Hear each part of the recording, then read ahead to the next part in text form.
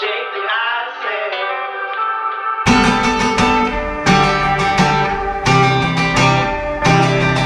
Yeah, felt good. It was drifting pitch made of wood. And your hands and knees felt cold and wearing the grass to me.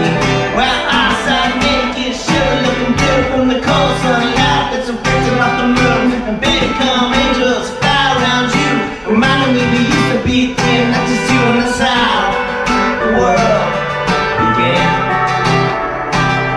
That's how the world will end. Who would know this part? All right. Yeah. Go ahead and introduce yourself. Oh, yeah. I am Zachary Toliver. I use he, him, his pronouns. All right. I have known Gravy since I was 14 years old. Did you just call him Gravy? Yeah. Yeah, it's a nickname that stuck into high school. So, Nice. anyone watching this, if they want to know the story, ask me personally. Yeah, we were friends since 14, and I mean, I don't know, Gravy was closer to me than I'm like closer to most of my family, honestly. Wow. Wow. So, yeah, we lived together. We learned how to play music together. We worked together. Yeah,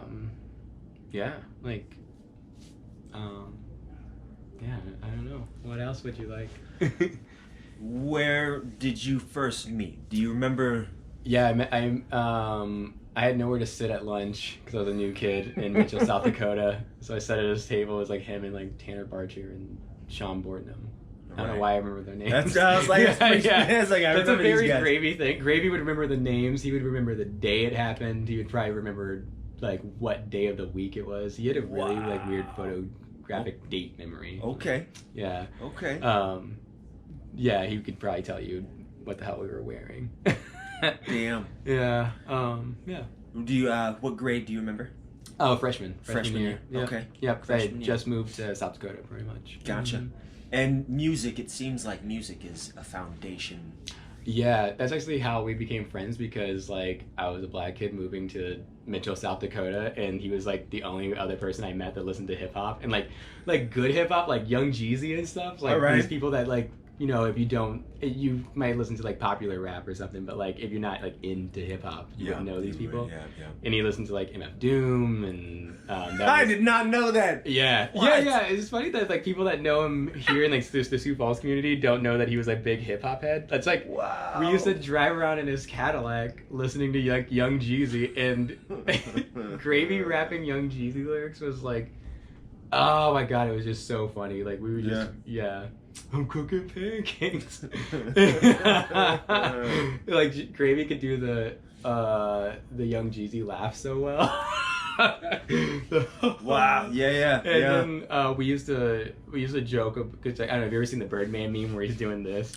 Gravy and I used to do that. That was like the grimy dude. Like we used to do like that was just like us like scheming like. Yep. That's it. There it is. Yeah, Gravy was a big hip hop head. And so like once we got older, like the only hip hop that I feel like one time we were on the phone having a conversation, and this is like me living out of Washington at this point and him living here, and he's like the only hip hop he still listens to is like either the old stuff like Young Jeezy and MF Doom, and like that was pretty much it. And then finally like years later, because Nas was always my favorite rapper, and he was like, I finally get Nas. Yeah. I'm finally getting it. You had to gauge. Yeah, it's like a you little bit. gotta get a little bit older, I guess. Yeah. But yeah, that was a funny one. But we also we also listened to like Lyle Lovett, and like Ween was a big one. We were both big Modest Mouse fanboys, and it was really dope seeing Modest Mouse for the first time with Gravy when we were living together in Fargo. Yeah. Because back kind of to his like good memory thing, like he there was a song that was new. It's called Here's to Now, and he had just showed it to me like a few days before we went to the concert, and like we're at the concert and they play that song, and Gravy like is singing along to it. I was like, how the hell do you know the lyrics already? Like he just like I don't know, I had the weirdest memory with stuff. Yeah. It was like just dialed in. Yeah. Now, everyone seems to have this. He was a creative powerhouse. Mm-hmm. What are some things that you found he was creative in that you didn't find out until later? Like his confidence of playing, and it's something that like I was thinking about that because I was thinking about how like nervous I get playing, and then like I think it's like fuck it, like I don't know, Gravy gets like I don't know, he never expressed it to me that he was like ever nervous. Sure.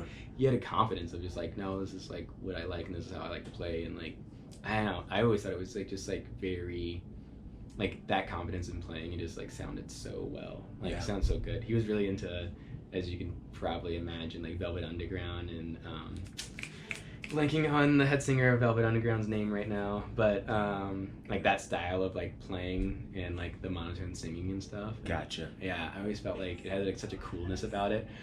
Also, the names that Gravy would give stuff, like Peeler City or Kissing Cousins of Nixon County, like just very creative. I don't know, it just sounds so cool. Like it just feels so cool. Yes, like, when I first heard of Peeler City, I was unaware. It had this sense of it belonged somewhere. Yeah. Outside of the person, it was like it was a place, Peeler City. Like you could go there. Yeah, going to Peeler City or something. Yeah. Or like a nickname for it's like some wild town or something. Yes. Yeah. Yes. Yeah. I totally agree. Yeah. So I don't know, and I feel like it was just like that. It's kind of hard to explain, but I always tell people that like Gravy would tell, like when he was talking about people, that like maybe like if he was telling you about me and we hadn't met yet, he'll talk to you like you should know who I am already, kind of thing.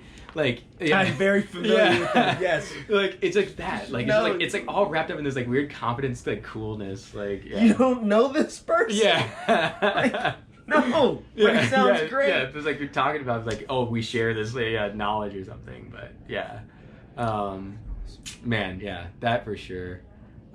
His musical catalog too is pretty.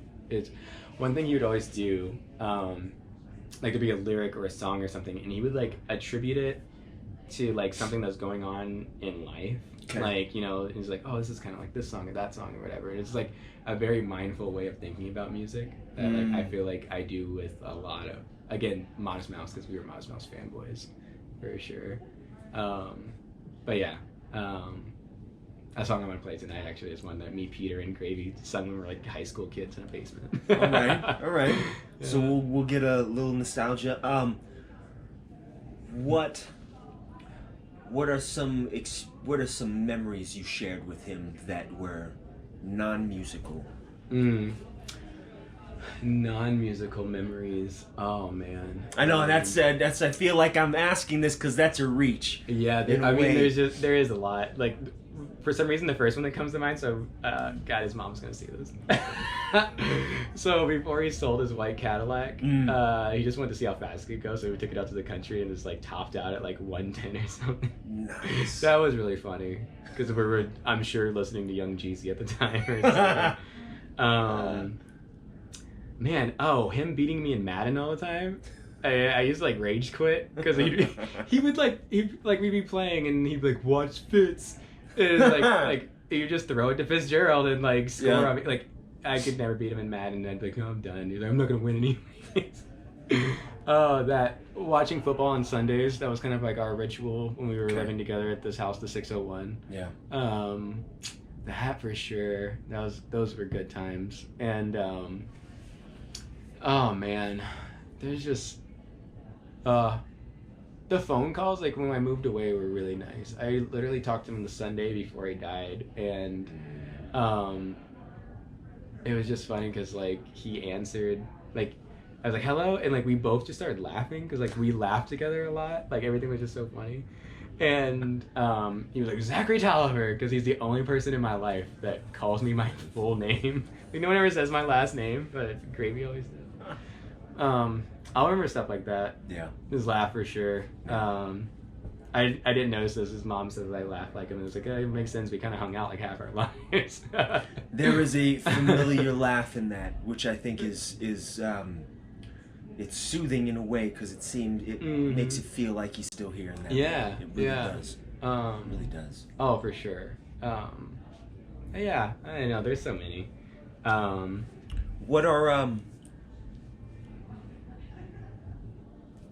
what is something that you can say in detail that he left you with?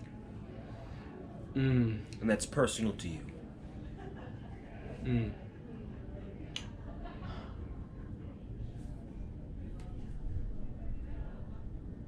When Gravy, when he died,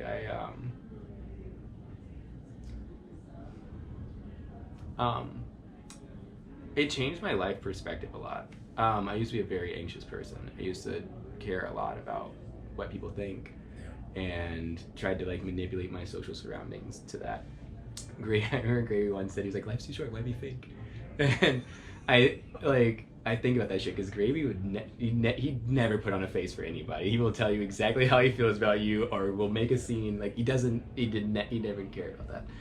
And like also, I mean, not to be so sad because this actually isn't a sad thing. It is for the better. It changed my life, but like, you know, he died on October 9th. So like October 10th, like everything Gravy wanted to do, everything he had done, like everything he thought about doing the next week or the next year or whatever, like it was just, that's over, like it's gone. And so it's just like I don't sweat anything anymore because it's like Gravy was closer to me than I am literally closer to like than my siblings or my family. And it's like this person that like is just like another part of me like is gone. So like why worry? Like no, like I just, I don't know, I really became like an absurdist. Like, and when I say this, like I don't mean it in a bad way. It was like I really thought that it's like life is meaningless, and like thank God it's meaningless. Like you know what I'm saying? Like there's no expectations. There's no nothing. Like I can do whatever I want, really. Yep, and it's okay. Yeah, exactly. Yeah. So like when he passed, like that, it just changed my worldview of so many things, and like I'm a lot less stressed now. I'm a lot less anxious. I don't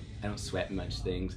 I'm a lot less fake, I have to say, probably. Like, I don't say face. Like, if I don't like a situation, I don't like a situation. And, like, I say no a lot more. And, like, yeah. And so, like, an unintended thing that he left was that, for sure. But, yeah. And like, things like Lee Hazelwood, and I love it. And, like, yeah. Like, yeah. But, yeah. So... I don't know. I have a lot of dreams about him, so like it's funny because whether or not, like, I don't know, I'm not much of a spiritual person, so it's like I don't necessarily believe he's visiting me in my dreams or anything. But like even if that's what's the case, or if it's just like I know this person to where I can fill in all the gaps or whatever, it's like it doesn't even matter to me because like it does feel like we're hanging out, like, you know. And like it's very lucid because like it's like one of the few times that like I'm lucid dreaming, because I know like I must be dreaming because you're here kind of thing, right?